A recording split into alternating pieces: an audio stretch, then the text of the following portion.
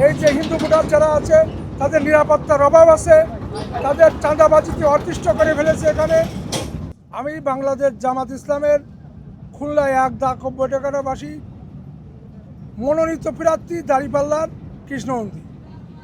সেই হিসাবে আমি সংসদে যেতে পারলে 2.5 কোটি হিন্দুদের কথা বলবো, হিন্দুদের নিরাপত্তা নিশ্চিত করব, তাই আমি এখানে প্রার্থী হয়েছি।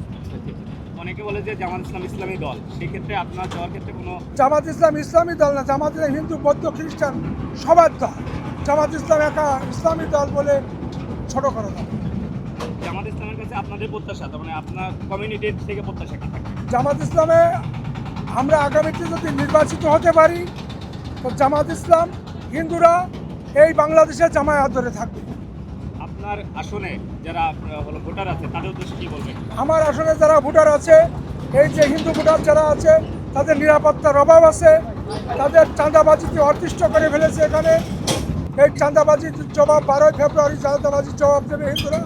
আর আমি এই হিন্দুদের নিশ্চিত নিরাপত্তা দেব। আমার বুকের মধ্যে আমি ধরে রাখবো এই হিন্দুদের, যাতে কোনো ক্ষয়ক্ষতি না হয়।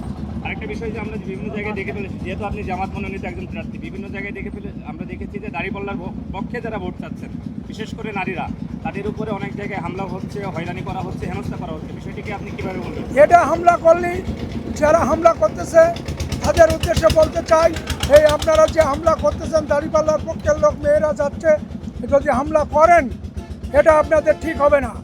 আপনারা হামলা করেন না, ভালোভাবে প্রচার চালান। হামলা করে ভোট নেওয়া যায় না, সুন্দর পরিবেশ দিয়ে ভোট নেন।